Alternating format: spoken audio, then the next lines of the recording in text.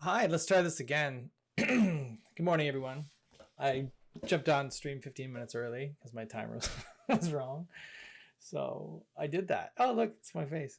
How is everyone doing this fine morning? I'm going to quit my stream timer. It caused me grief this morning. There we go. Yeah, so you can't see. You can't see. Where's my, there it is. I got my WordCamp Canada toque on. I got two of them. And there we go. WordCamp Canada. I did this. I did the other part too. Nice hat. Yeah, I got two hats, Troy. I stole one of the orange ones. Huh? Look at that. Oh, great. Troy. It's Troy Chaplin. Malcolm Peralti. Hello. How is it going? I see you there on Twitter. We're over here on Twitch if you're interested in joining the chat. Otherwise, you're welcome to just hang out. It's great seeing you at WordCamp Canada. Malcolm and I worked together at 10 Up a million years ago, I believe. And it was good seeing him. I haven't seen him in a long time. So, yeah, I stole the orange one on the second day or something. I don't know, whatever it was. So today I don't have any code stuff to do. I mean, we can probably get into some code stuff, but I was thinking about just maybe doing a bit of a recap of WordCamp Canada. How amazing it was, how much fun I had. And also I got a new computer while I was away. So I think everything's working. Just tell me if things seem weird, if audio levels are off, or if like you can't hear me, or if I sound like a robot, or I don't know. All those things. Carolina, hello Carolina. Good to see you.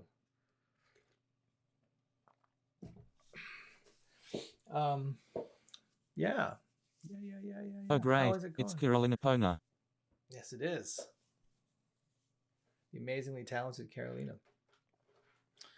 I got bad news about, I'm sure we all know this now, but the icon block that I've been working on is not going to make it into 6.9. That is a bummer, but it makes sense because we have some dependencies that just don't exist for it right now. Where there's a talk of an API for icon registration, which I think is very much needed because we have a number of blocks that use icons. We have the social icons block. We have there's another one too. I can't remember.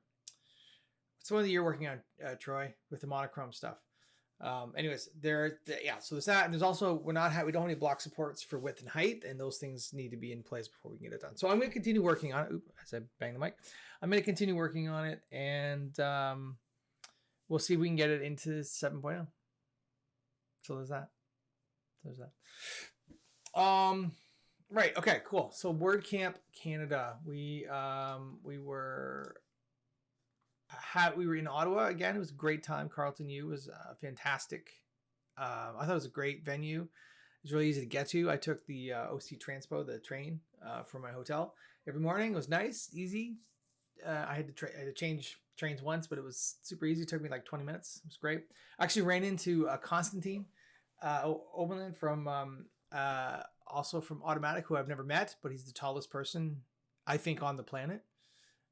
Nicest guy in the world. We ran into each other on the train, and I was wearing my vest that I have that says .org on it that I got at a meetup, like an Automatic meetup, and he saw it and he was like, Automatic, and I'm like, Automatic, and he's like, because I recognize him because how can you not, right?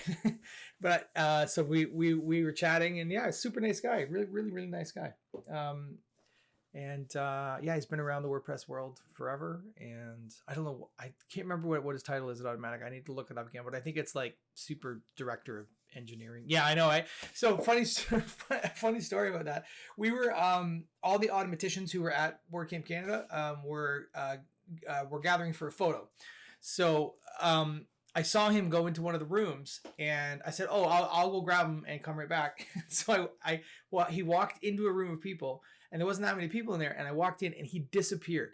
It was like there was no other exit. He just disappeared, and he did so by just sitting down. When I walked in, I was literally like, "What? Where?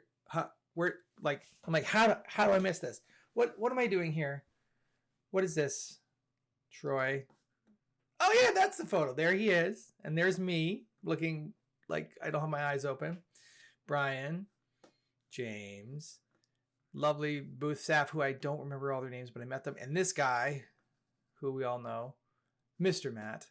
This is a you gave Matt this.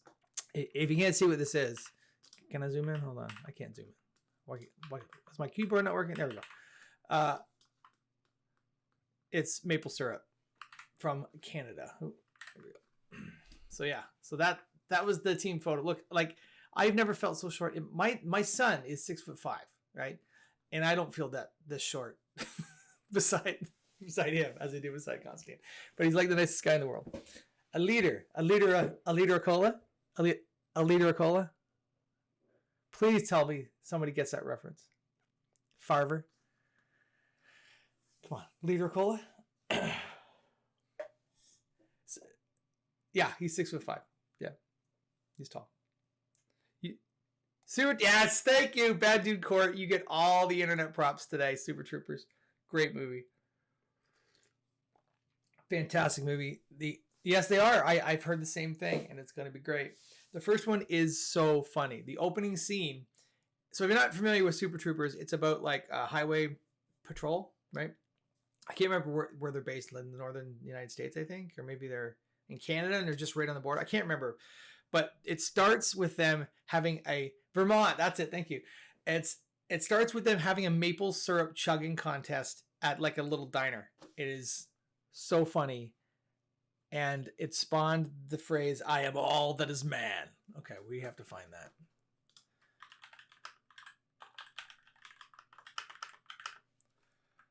I am all that is man. There's got to be a video of this.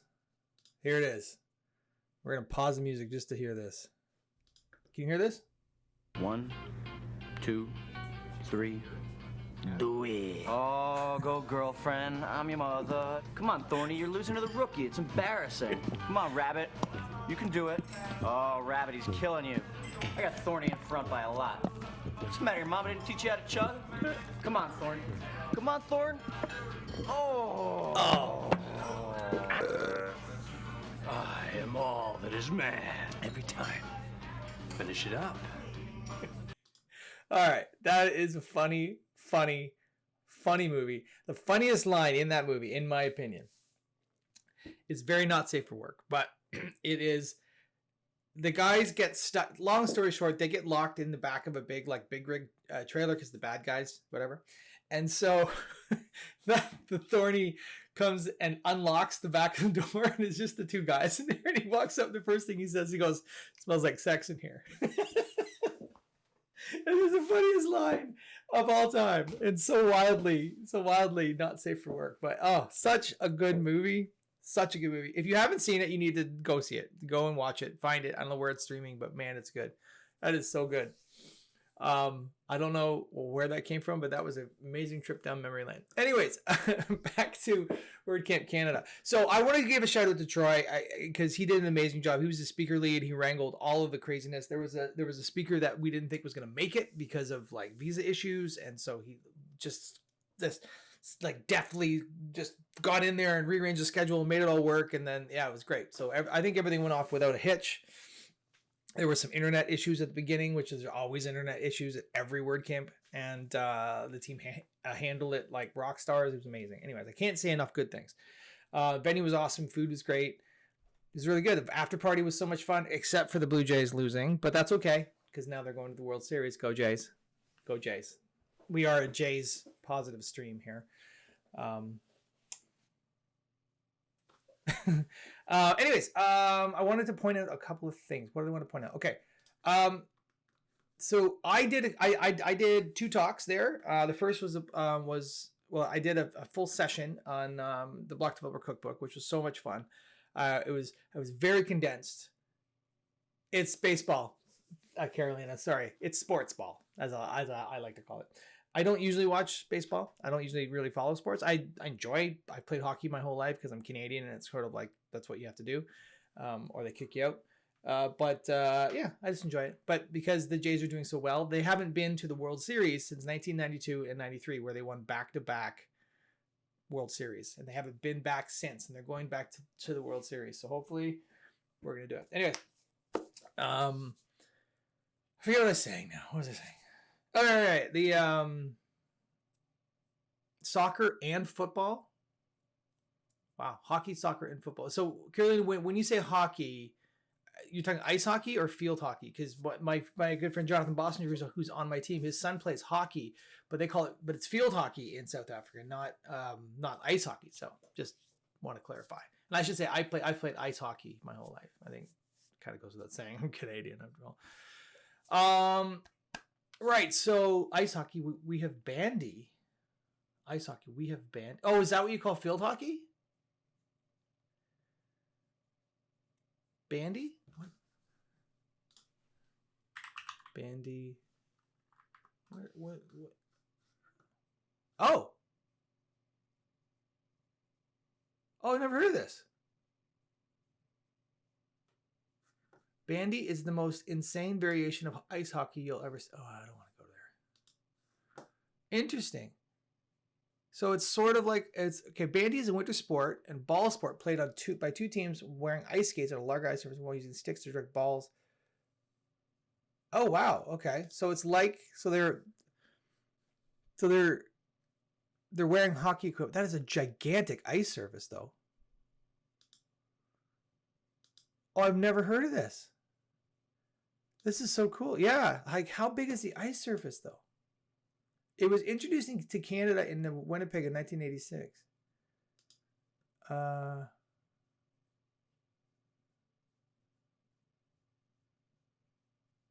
goalie has no stick? What?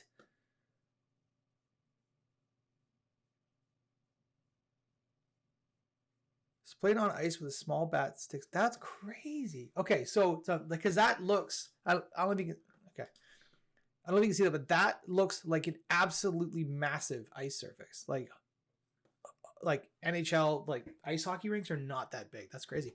I've never heard of this. I'm gonna have to check it out. That looks so cool. All right. Oh, yeah, here we go. The first bandy. Oh wow.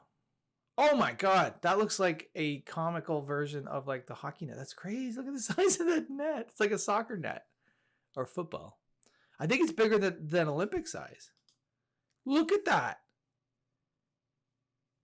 That's insane. How many players? How many players do they have for that? The goalie has just these gloves. Yeah.